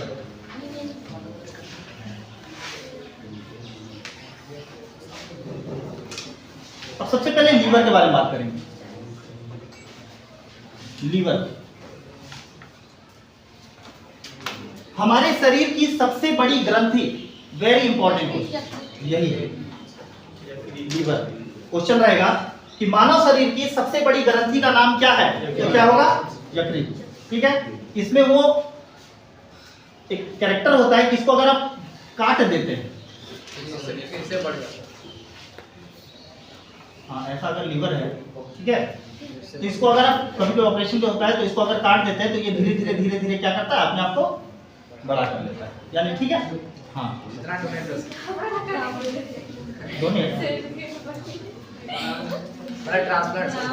सुनिए, हाँ कभी कभी होता है इन्फेक्शन हो जाता है लीवर में, तो उसको काट के क्या कर देता है, टेक देता है वहाँ, ठीक है। तो फिर वो अपने आप को फिर से जैसा रहता है वैसा फिर दोबारा वो अपने आप में आ जाता है। तो लीवर है। अब लीवर जो है ये है ग्लैंड, समझिएगा ध्यान से। लीवर क्या है, ग्लैंड। हम ये कौन से दूसरा ग्लैंड के बारे में पढ़ रहे हैं, पहला ग्लैंड क्या पढ़े थे, सैलिवरी ग्लैंड, ठीक है। अब लीवर जो है वो क्या सिक्रीट करता है, लीवर जो है वो बाइल जूस सिक्रीट करता है। क्या किया, बाइल जूस, बाइल जूस। अब बाइल जूस जो है इसका काम पढ़ना है हमको। बाइल जूस का काम, बाइल जूस का काम क्या है, ये फैट को डाइजेस्ट करता है, फैट को, digestion of fat, digestion of fat. क्योंकि फैट जो है वो बड़े बड़े रूपों में रहता है, ठीक है, बड़े बड़े रूप में। तो अब इसको पचाना, इसको तोड़ना मुश्किल होता है, ठीक है। तो बाइल जूस का प्रॉपर काम क्या है कि ये क्या करता है, इस जो फैट के बड़े बड़े रूप है इसको क्या कर देता है, छोटे छोटे रूप में बदल देता है, छोटे छोटे रूप, यानी ये छोटे छोटे रूप में क्या कर दिया, फैट को तोड़ दिया इस तरह से। अब जब फैट को छोटे छोटे रूप में तोड़ देगा ये बाइल जूस, तो इसका डाइजेशन क्या हो जाता है, मतलब डाइजेशन आराम से होना शुरू हो जाता है। जब ये बड़े बड़े रूप में रहता है तब डाइजेशन होना क्या होता है, मुश्किल होता है। लेकिन फिर से इसको बाइल जूस क्या करता है, छोटे छोटे रूप में क्या कर दिया, तोड़ दिया, और फैट का डाइजेशन क्या हो गया, आसान हो गया। ये तो हो गया पहला कि बाइल जूस काम क्या किया, बाइल जूस ये काम किया कि ये फैट को क्या किया, डाइजेस्ट किया इस तरह से, यानी छोटे छोटे रूप में तोड़ना। क्वेश्चन रहता है कि वसा को जो छोटे छोटे रूप में तोड़ा जाता है किसके द्वारा, बाइल जूस के द्वारा, इस क्रिया को क्या कहते हैं, इस क्रिया को कहते हैं emulsification, emulsification, emulsification of fat, ये कहा जाता है, इमल्सिफिकेशन ऑफ फैट। समझ गए? अभी एक काम और है बाइल जूस का। ये बाइल जूस किसको डाइजेस्ट किया एक तरह से? फैट को। ध्यान रखिएगा एकदम ये सब चीज, ठीक है? चलिए, बाइल जूस का एक और काम, बहुत इंपॉर्टेंट काम, बाइल जूस। बाइल जूस का एक काम क्या है? अब तक भोजन मेरा क्या था? यहां से देखिए, पेट में क्या था? भोजन अभी एसिडिक था ना?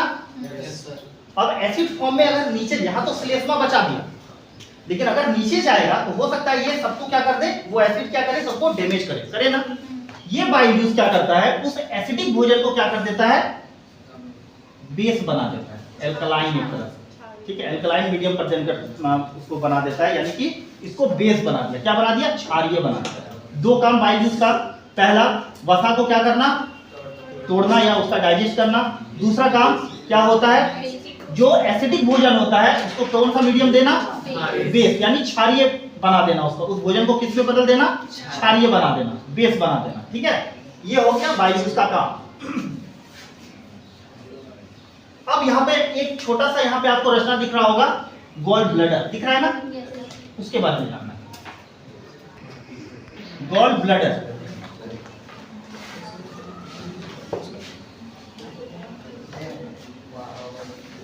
गॉल ब्लैडर को बोलते हैं हम लोग पित्ताशय। क्या बोले? पित्ताशय। हिंदी में पित्ताशय, पित्ताशय। इसका काम बहुत ज्यादा नहीं है। काम क्या करता है ये?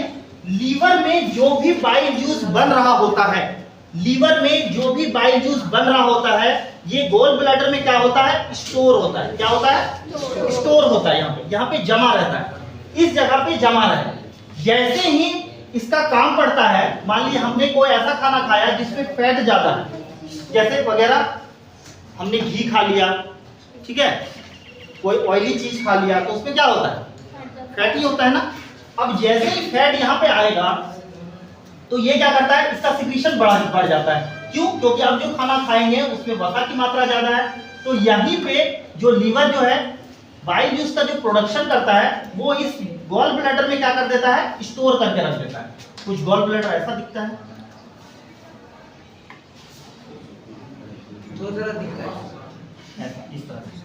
अब ये गॉल ब्लैडर में क्या होता है? यहाँ पे स्टोर रहता है। क्या स्टोर है? Bile juice. क्या स्टोर है? Bile juice. अब जैसे जरूरत पड़ेगा ये गॉल ब्लैडर क्या करेगा? सिक्रीट करेगा इसको, और वो कहां पर पहुंच जाएगा? छोटी आंत में, है ना? अब छोटी आंत में उसका डाइजेशन होगा, वो कैसे होगा वो हम लोग नीचे जानेंगे। अब यहाँ पर तो गॉल ब्लैडर का जो काम है वो आप लोग समझ गए। क्या करना? स्टोर करना। किस चीज को स्टोर करना? किस चीज को स्टोर करना? बाइल जूस को। किस चीज को स्टोर करना? बाइल जूस को। तो ये हो गया गॉल ब्लैडर का काम। आज हम लोग क्या क्या देखें? हम लोग फेरिंक्स को देखें, हम लोग इसोफेगस को देखें, हम लोग लीवर को देखें, हम लोग गॉल ब्लैडर को देखें, और हम लोग स्टमक के जो है वो का, यानी 4-5 पार्ट आज हम लोग पढ़े। इस 5 पार्ट में किसी को दिक्कत है? ऊपर से नहीं पार हो रहा है ना?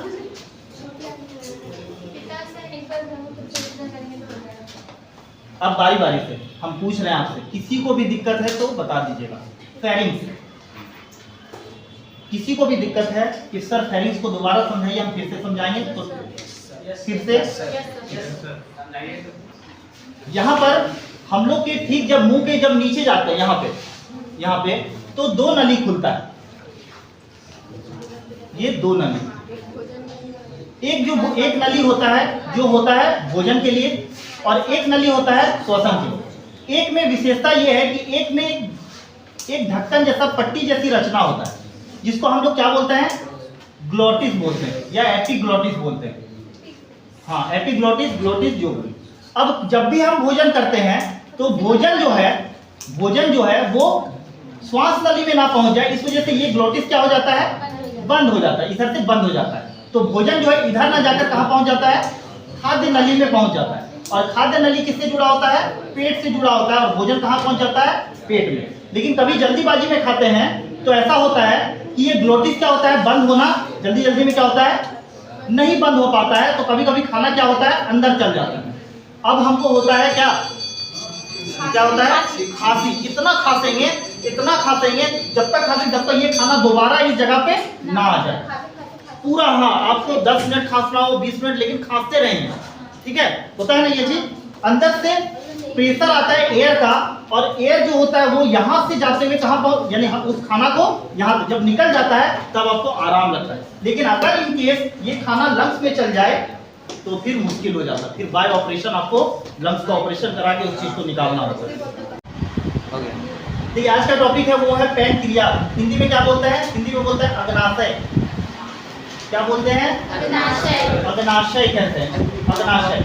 अब यहाँ पर समझना है कि अब यहाँ से भी कुछ कंपोनेंट, कुछ जूस सीक्रेट होता है पैनक्रियाज से। अब ये समझना है पैनक्रियाज। अब इससे क्या होता है ध्यान रखिएगा, इसको हम इन शॉर्ट अगर थोड़ा सा याद रखने के लिए बताएं हम, तो ट्राई लिया। अब ये जैसे हम लोग कभी कपड़ा लेने जाते हैं तो बोलते हैं ना ट्राई किया, कपड़े को ट्राई किया, तो यहाँ पर है, अभी ये नाम नहीं, ये इनकम्प्लीट, ट्राई लिया मतलब वही कपड़ा ट्राई लिया। तो यहाँ पे होता है ट्राई से ट्रिप्सिन, लाई से लाइपेज, और ए से एमाइलेज। ये हो गया 3। अब आपको तीनों का काम देखना है। यहाँ पे आपको पैनक्रियाज दिख रहा होगा, लीफ लाइक स्ट्रक्चर यहाँ पे, जिसको हम लोग पैनक्रियाज बोलते हैं। अब तीनों का क्या काम? ये पहला क्या था? ट्रिप्सिन, दूसरा लाइपेज, तीसरा एमाइलेज, है ना। ट्रिप्सिन का क्या काम है? तो ये ट्रिप्सिन जो है वो क्या काम करता है? ये प्रोटीन को, अब हम ट्रिप्सिन का लिख रहे हैं यहाँ पे, ट्रिप्सिन का, फिर ऐसे ऐसे जाते जाएंगे। ये प्रोटीन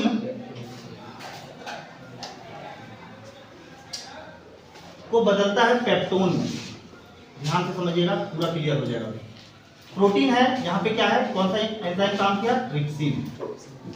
ट्रिप्सिन एंजाइम काम किया। ये किसको बदला? प्रोटीन को पेप्टोन में बदला।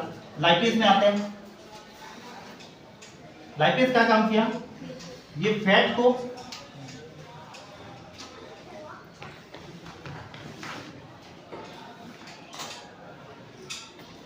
बदला फैटी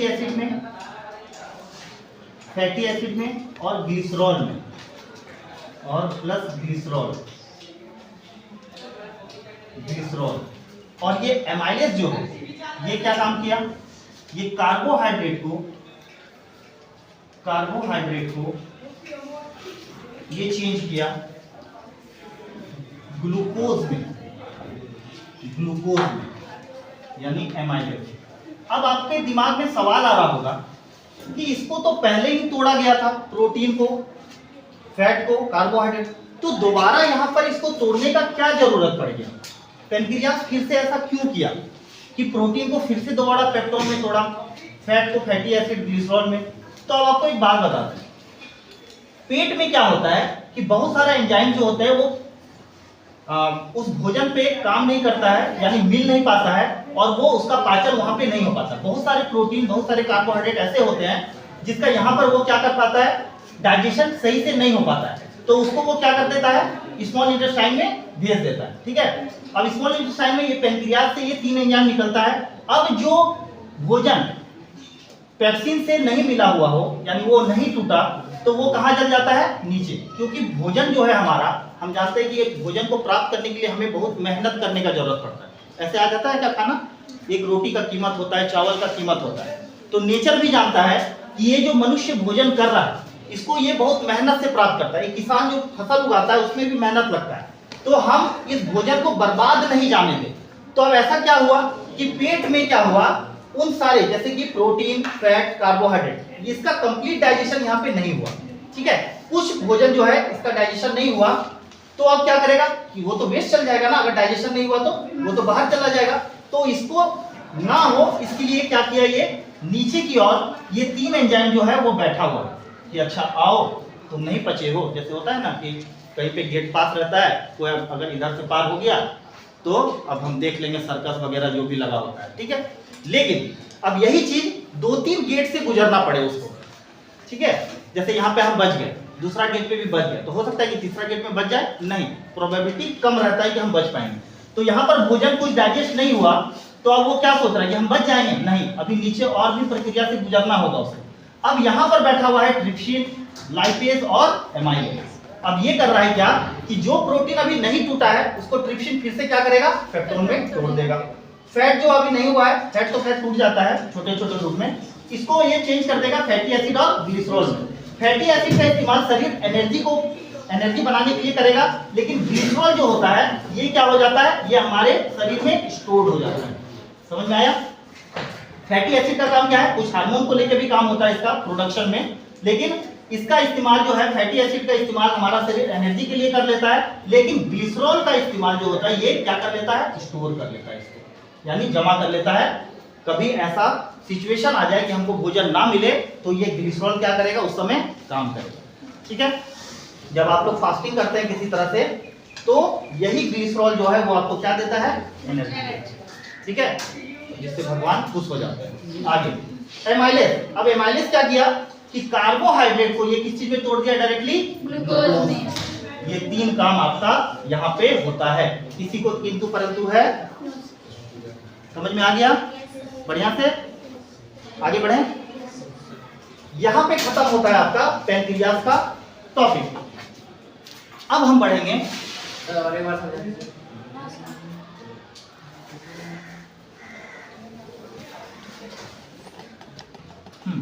ये पैंक्रियाज आप लोग देख रहे हैं यहाँ पे। ठीक है, यहाँ पर तीन तरह का एंजाइम सीक्रेट होता है। पहला एंजाइम का नाम है ट्रिप्सिन, दूसरे एंजाइम का नाम है लाइपेज, तीसरे एंजाइम का नाम है एमाइलेज। ठीक है, ट्रिप्सिन एंजाइम जो है वो क्या करता है, लाइपेज क्या करता है, एमाइलेज क्या करता है। तो ट्रिप्सिन एंजाइम है, ये प्रोटीन को किसी में चेंज किया, पेप्टोन में। ठीक है, अगर यहाँ पर बहुत सारे ऐसे प्रोटीन है जो नहीं टूटा, किसी वजह से नहीं टूटा, तो वो कहाँ आ गया, नीचे आ गया। अब ये पैंक्रियाज क्या करेगा, ये ट्रिप्सिन एंजाइम सीक्रेट करेगा, और जो बचा हुआ प्रोटीन है जो अभी तक नहीं टूटा स्मॉलर फॉर्म में, तो वो क्या करेगा, इस जगह पर आके प्रोटीन क्या करेगा, उसको पेप्टोन में दोबारा तोड़ देगा। ठीक है, अब जो टूट गया वो तो टूट गया, लेकिन जो नहीं टूटा है उसको वो क्या करेगा, यहाँ पे ट्रिप्सिन उसको पेप्टोन में चेंज कर देगा। फैट जो होता है, जो डाइजेशन हो जाता है, किससे होता है, बाइल जूस से होता है ना। अब यहाँ पर क्या होगा, जो डाइजेस्ट जिसका ये स्मॉलर फॉर्म में आ गया, ये फैट जो टूट गया, डाइजेस्ट हो गया, उसको ये चेंज कर देगा कौन, लाइपेज जो है उसको चेंज कर देगा किसमें, फैटी एसिड। फैटी एसिड हम लोग एनर्जी के रूप में इस्तेमाल कर लेते हैं, जबकि ग्लिसरॉल जो है ये हमारे शरीर में क्या हो जाता है, स्टोर हो जाता है, जिसका इस्तेमाल हम लोग ऐसे सिचुएशन में करते हैं जब हमको खाना नहीं मिलता है। ठीक है, क्या हमें 2 दिन खाना नहीं मिलेगा, मर जाएंगे? नहीं, यही ग्लिसरॉल हमें जान बचाएगा। ठीक है, तो क्वेश्चन अगर आए कि फैट किस रूप में हमारे शरीर में संचित होता है, तो आप क्या लिखेंगे, ग्लिसरॉल के रूप में। नेक्स्ट है एमाइलेज। एमाइलेज क्या किया, अब जो कार्बोहाइड्रेट नहीं टूटा छोटे फॉर्म में, इसको डायरेक्टली वो कार्बोहाइड्रेट को किसमें चेंज कर देगा, बस ये तो हो गया। चलिए नेक्स्ट आए हम लोग पैंक्रियाज के बाद हमको 2 पार्ट से गुजरना पड़ेगा, हमको नहीं, भोजन को। किससे, तो पहला है, अब इसके ठीक नीचे हमको मिलेगा लार्ज इंटेस्टाइन। अब पैंक्रियाज का काम होने के बाद अब खाना पहुंचता है, यानी खाना तो यहीं रहता है। अब यहाँ पर आप देख पा रहे हैं कि खाना पहुंचेगा कहाँ, छोटी आंत में। छोटी आंत को 2 भागों में बांटा गया है, 2 भागों में। ऊपर वाला जो भाग देख रहे हैं ये कहलाता है जेजुनम। ठीक है, क्या कहलाया, जेजुनम। और ये वाला पार्ट जो है नीचे कहलाया इलियम। क्या कहलाया, इलियम।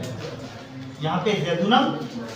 अब ये दोनों में क्या अंतर है, तो ये जो जेजुनम का पार्ट होता है, इसमें जो आपको नली दिख रहा है ये थोड़ा मोटा होता है, और जबकि इलियम का जो पार्ट होता है, यहाँ पर नली जो होती है वो क्या होती है, पतली होती है, इसलिए इसको 2 भाग में बांट दिया गया है। तो छोटी आंत को कितने भागों में बांटा गया, 2 भाग में। ऊपर वाला जो पार्ट है उसको हम लोग जेजुनम कहें, उसके ठीक नीचे वाला पार्ट को हम लोग क्या कहें, इलियम कहें। यहाँ तक क्लियर है? अब यहाँ देखिए, अब हमको सबसे पहले जेजुनम के बारे में जानना है और उसके बाद हमको इलियम के बारे में जानना है। ठीक है, जेजुनम क्या किया कि अब जो भी खाना प्रॉपर डाइजेस्ट हो चुका है, पूरे तरह से पाचित हो गया है, वो यहाँ पे क्या करता है, जैसे कि कौन कौन से, तो अगर कार्बोहाइड्रेट है, कार्बोहाइड्रेट, फैट, मिनरल, ये सब अगर पूरे तरीके से पचित हो गया, यानी डाइजेस्ट हो गया, तो अब यहीं पे क्या करता है, उसको एब्जॉर्ब कर लिया जाता है। वाटर भी कुछ वाटर को भी यहाँ पे क्या कर लिया, जेजुनम इस सबको एब्जॉर्ब कर लिया। इसका काम इतना ही है। क्या कर लिया? एब्जॉर्ब। अगर जिसका पूरा पाचन हो जाता है उसको यहाँ पे क्या कर लिया? एब्जॉर्ब कर लिया। ठीक है, अभी भी खाना नहीं, अभी भी पूरे तरीके से खाना मेरा नहीं पचा है। इस जगह पे अभी भी मेरा खाना पूरा नहीं पचा है, लेकिन जो खाना पूरे तरीके से पच गया है वो जेजुनम क्या करता है? पूरे तरीके से उसको एब्जॉर्ब कर लेता है। ठीक है, जेजुनम नहीं, सिर्फ जेजुनम। अभी इलियम यहाँ बचा हुआ, यहाँ पर उस खाने को ऑब्जर्व कर लिया जाता है जो पूरे तरीके से क्या हो गया है? डाइजेस्ट हो गया। पूरे तरीके से डाइजेस्ट होने के बाद ये जेजुनम का पार्ट क्या कर दिया? उस खाने में जो प्रॉपर न्यूट्रिएंट्स है उसको एब्जॉर्ब कर लिया और खून के साथ भेज दिया। अब खून उसको क्या करेगा? पूरे बॉडी तक पहुंचाएगा। लेकिन अभी भी बहुत सारा ऐसा है जो अभी भी प्रॉपर डाइजेस्ट नहीं हुआ है, उसको ये क्या करता है? नीचे की ओर भेज देता है। कहाँ भेज दिया? इलियम में। कहाँ भेजा? इलियम में अब कुछ एंजाइम सीक्रेट होता है जिसको हमको जानना है। ठीक है, किसके बारे में जानना है? इलियम के बारे में। अब यहाँ इलियम में हमको खाली खा लेते हैं हम लोग, लेकिन पता है अंदर में क्या चीज हो रहा होता है? यही हो रहा होता है जो हम सिखा रहे हैं, जो बता रहे हैं। ठीक है, चलो चाउमीन खा के आते हैं, तो चाउमीन का क्या होता है? यही होता है। अब देखिए इलियम के बारे में हमको जानना। अच्छा, छोटी आंत की लंबाई कितनी होती है? आता है एग्जाम में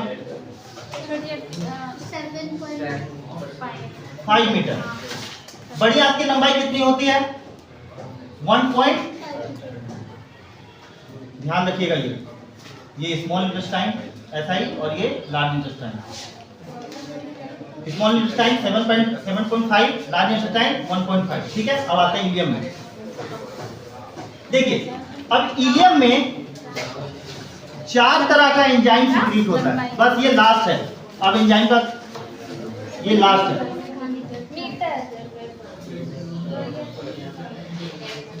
पहला जो एंजाइम सीक्रेट होता है वो होता है, ये हल्ला नहीं, पहला एंजाइम जो सीक्रेट होता है वो होता है माल्टेज एंजाइम। कौन सा एंजाइम? Maltase enzyme. उसके बाद जो एंजाइम सीक्रेट होता है वो होता है पेप्टिडेज। Peptidase enzyme. तीसरा जो होता है सुक्रेज। Sucrase enzyme. और चौथा जो होता है वो होता है लैक्टेज एंजाइम। Lactase enzyme. ये 4 एंजाइम इस जगह पे सीक्रेट होता है। अब चारों एंजाइम का अपना काम है, बस ये लास्ट एंजाइम सीक्रेट हो, उसके बाद खाना हमारा कंप्लीट डाइजेस्ट हो जाएगा। ठीक है, अब इसके बारे में हम लोग को एक एक करके जानना है। करेंगे इसको? 4 एंजाइम, माल्टेज, पेप्टिडेज, सुक्रेज और लैक्टेज। चलिए लिख लीजिए।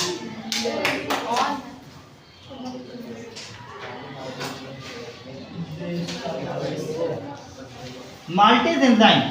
चलिए, अब बस 4 एंजाइम को ध्यान से समझना है, उसके बाद आप लोग का बर्डन कम मतलब खत्म हो जाएगा। माल्टेज एंजाइम क्या करता है? ये जो माल्टोज पढ़े ना अभी हम लोग, माल्टोज को ये चेंज कर दिया किस चीज में? ग्लूकोज में। किसमें चेंज किया?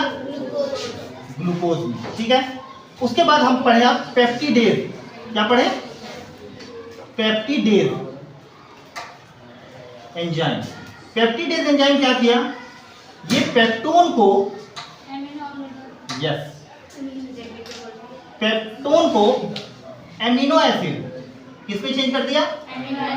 Amino acid. अब यही एसिड हमारा प्रोटीन का निर्माण करता है, मतलब यही एमिनो एसिड जो ग्रोथ होता है हमारा उस चीज के लिए रिस्पॉन्सिबल होता है। तीसरा चीज हम लोग क्या पढ़े? सुक्रेज। क्या पढ़े? सुक्रेज। Sucrase enzyme. अब ये क्या काम किया? ये सुक्रोज को किस चीज में चेंज किया? सुक्रोज को चेंज किया ये क्या था? हाँ, ग्लूकोज प्लस फ्रैक्टोज है। हाँ, फ्रैक्टोज, ग्लूकोज प्लस फ्रैक्टोज में चेंज किया। बस 2 मिनट दीजिए हमको। हाँ इसके बारे में बता देंगे नेक्स्ट क्लास में, लेकिन अभी हम क्लास उसके बाद है सुक्रेज के बाद क्या था? Lactase. Lactase enzyme. Next lactase enzyme. अब ये क्या काम किया है लैक्टेज एंजाइम? लैक्टोज को यहाँ पे लैक्टोज को ये किस चीज में चेंज किया? ग्लूकोज और गैलेक्टोज में, गैलेक्टोज ये चीज में चेंज किया इतना। हो गया सर। देखिए पिछले क्लास जो है प्रीवियस क्लास में हम लोग देख रहे थे कि ड्यूडेनम जो है इसका पहला पार्ट है, स्मॉल इंटेस्टाइन का ड्यूडेनम जो है वो पहला पार्ट। ड्यूडेनम से दो चीज जुड़े हुए थे। पहला चीज जुड़ा हुआ था आपका लीवर और दूसरा चीज जुड़ा हुआ था पैंक्रियाज। ठीक है, यहाँ तक का काम हम लोग देख रहे थे। ठीक है, अब यही जो ड्यूडेनम है ये नीचे की ओर बढ़ता है, यानी पीछे की तरफ से ये जुड़ा हुआ है किससे? स्मॉल इंटेस्टाइन से। ये वाला पीछे से जुड़ा हुआ है। अब कल इससे पहले वाली क्लास में हम लोग इसको दो भाग में बांटे थे। ऊपर वाला जो भाग था वो कहलाया था जेजुनम और नीचे वाला भाग जो था वो क्या कहलाया था? इलियम। जेजुनम में क्या बताया गया था कि जेजुनम का जो पार्ट है, मान के चलिए 20 से बटा, ठीक है, जेजुनम में ये बताया गया था कि जो भी डाइजेस्टेड फूड होता है वो जेजुनम में आके क्या कर लिया जाता है? एब्जॉर्ब कर लिया जाता है। यहाँ ऊपर वाले पार्ट में अभी तक में जितना भोजन ऊपर से पचते हुआ आया, डाइजेस्ट होते हुए आया, वो अगर कंप्लीट डाइजेशन हो गया है तो जेजुनम के द्वारा क्या कर लिया जाता है? इस पार्ट पे उसको एब्जॉर्ब कर लिया जाता है। यहाँ तक क्लियर है? ठीक, अब अभी भी भोजन नहीं पचा है, उसको फिर वो नीचे की ओर बढ़ा दिया जाता है। कहाँ पे भेज दिया जाता है? इलियम। अब इलियम में, अब जैसे यहाँ जेजुनम में, यहाँ पे जितने भी न्यूट्रिएंट्स हैं, जैसे कार्बोहाइड्रेट हो गया, प्रोटीन हो गया, वाटर का भी अब्जॉर्प्शन होता है यहाँ पे कुछ मात्रा में, यानी कहने का मतलब है जो भी न्यूट्रिएंट्स, फैट्स वगैरह जो भी यहाँ पे है, अगर वो कंप्लीट डाइजेस्ट हुआ तो वो जेजुनम में आके एब्जॉर्ब कर लिया। इसके बावजूद अगर अभी भी कुछ ऐसे अनडाइजेस्टेड फूड है जो अभी तक पाचित नहीं हुआ है, उसको वो सारे फूड को कहाँ भेज दिया जाता है? इलियम के पार्ट में। ये बीच से है नीचे वाले इलियम में। अब इलियम में हम लोग क्या जाने थे कि इलियम में कुछ एंजाइम सीक्रेट होते हैं जो हम लोग पढ़े थे। तो पहला जो एंजाइम था इलियम का, वेरी गुड, पहला जो एंजाइम था वो था माल्टेज। ये माल्टेज एंजाइम किस चीज को चेंज करता है? ये चेंज किया, माल्टोज को चेंज कर दिया। किस चीज में? ग्लूकोज में चेंज कर दिया। ये था पहला काम। अभी भी बहुत सारे होंगे ऐसा कि ये माल्टोज के रूप में रहता है, लेकिन हमको चेंज किस में करना है? ग्लूकोज में। ठीक है, ग्लूकोज में चेंज, ये सबसे सिंपलर फॉर्म है। यही चीज जो है वो पानी में घुल जाता है। कभी ग्लूकोन डी लाते हैं, पानी में घुलता है, घुल जाता है ना।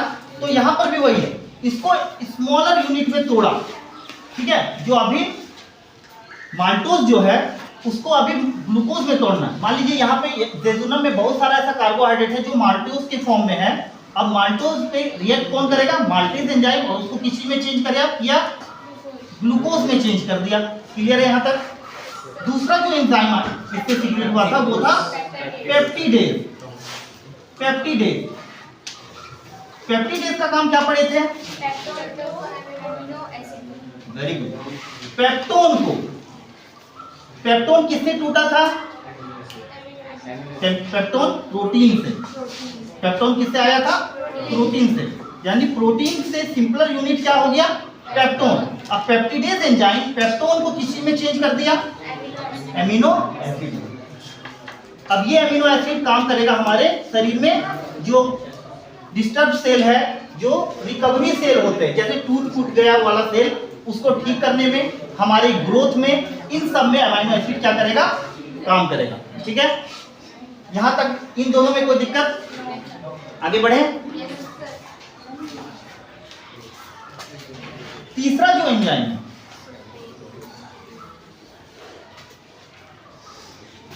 तीसरा एंजाइम जो सीक्रेट होता है वो है सुक्रेज। अब सुक्रेज का क्या रोल है? ये सुक्रोज, ये तोड़ता है सुक्रोज को ग्लूकोज और ग्लूकोज और फ्रक्टोज में तोड़ता है, फ्रक्टोज में। ये है कार्बोहाइड्रेट का सिंपलेस्ट फॉर्म, ठीक है। उसके बाद नेक्स्ट है लैक्टेज। लैक्टेज, अब लैक्टेज किस चीज को तोड़ा? ये लैक्टेज एंजाइम ये तोड़ा किसको? लैक्टोज को। ये मिस हो गया। ये लैक्टेज एंजाइम तोड़ा लैक्टोज को किस चीज में?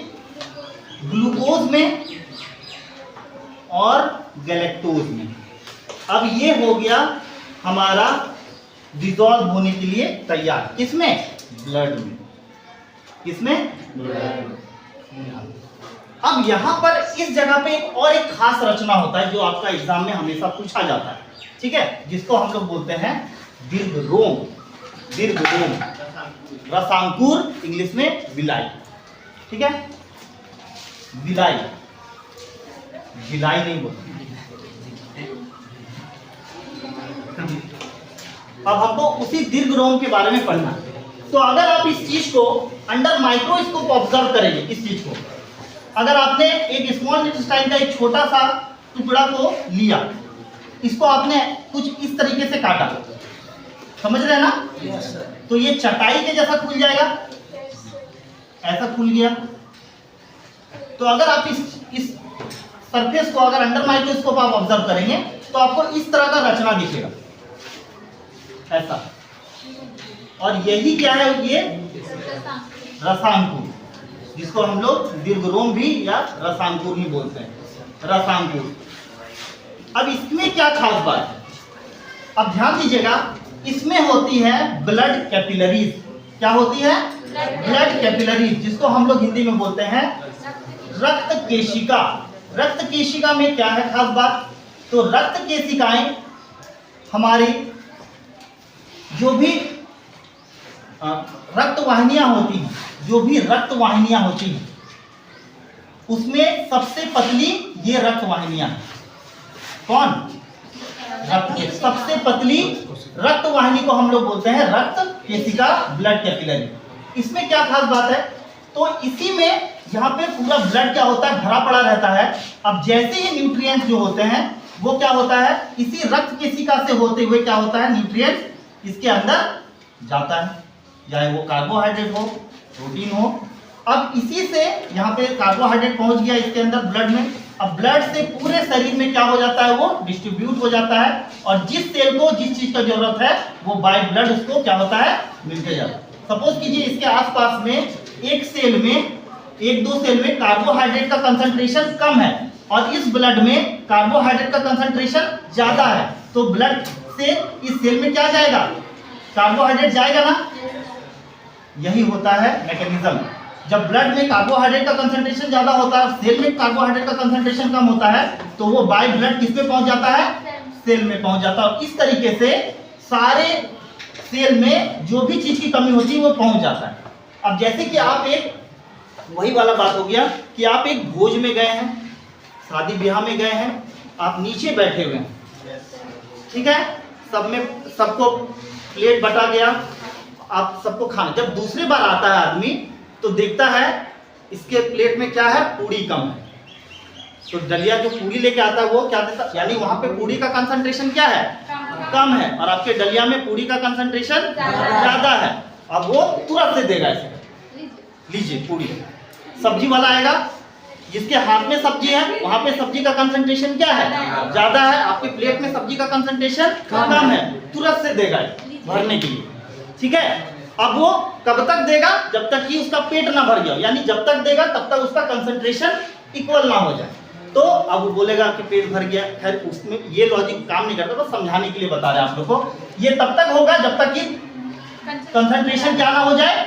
इक्वल ना हो जाए। जब बराबर होगा तो ये आगे बढ़ जाएगा कि हाँ भाई इसको पेट भर, जैसे हम लोग बोलते हैं सब एकदम पेट भर के खा के जाइएगा, ठीक है, कोई आधा पेट नहीं। तो यहाँ पर भी वही है। कॉन्सेप्ट समझ में आ गया? यहाँ तक किसी को दिक्कत है? ठीक है। यहाँ तक के आने के बाद अब हम लोग का जो बचा है वो है लार्ज इंटेस्टाइन। इसको ध्यान से देखिएगा, ये आज आप लोग का लास्ट है ह्यूमन डाइजेशन।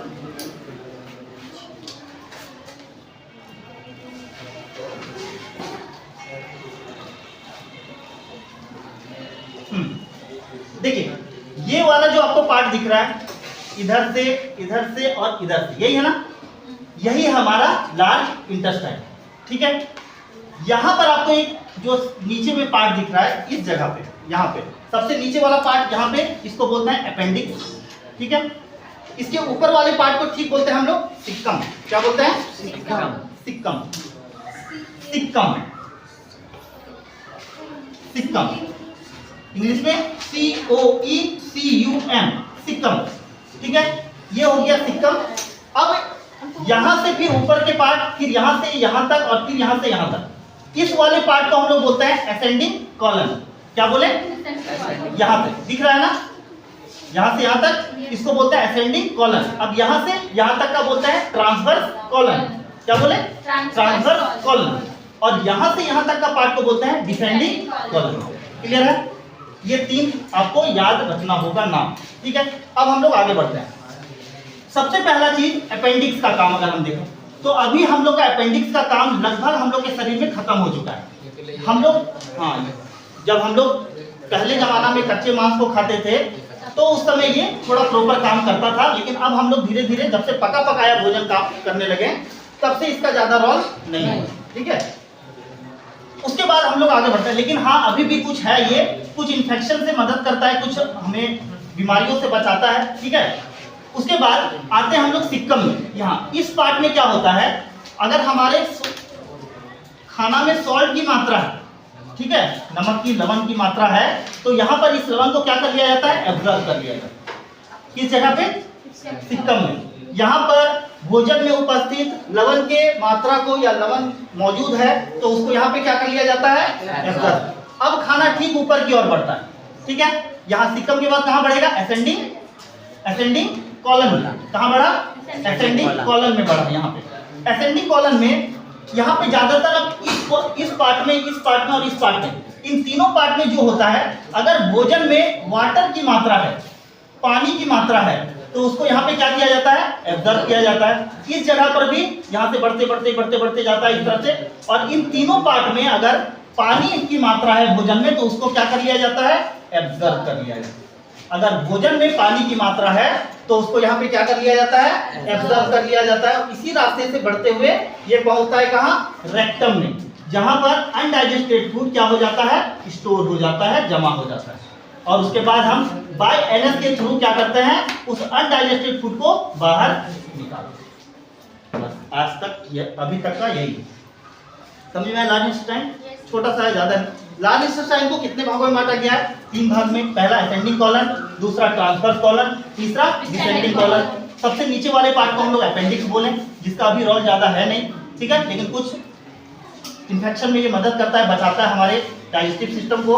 उसके बाद हम आते हैं सिक्कम में। सिक्कम में क्या होता है? जो सॉल्ट की मात्रा होती है अगर नमक में, उसको क्या कर लिया जाता है? एब्जॉर्ब कर लिया जाता है। खाना ठीक ऊपर बढ़ता है।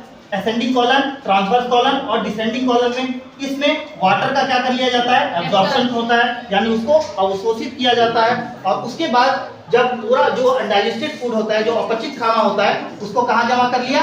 रेक्टम में। और उसको समय अनुसार हम लोग एनएस के थ्रू क्या करते हैं? बाहर निकाल देते हैं। तो ये हो गया आपका आज कंप्लीट डाइजेशन पूरा। किसी को दिक्कत? आगे बढ़िया से समझ में? चलिए ठीक है।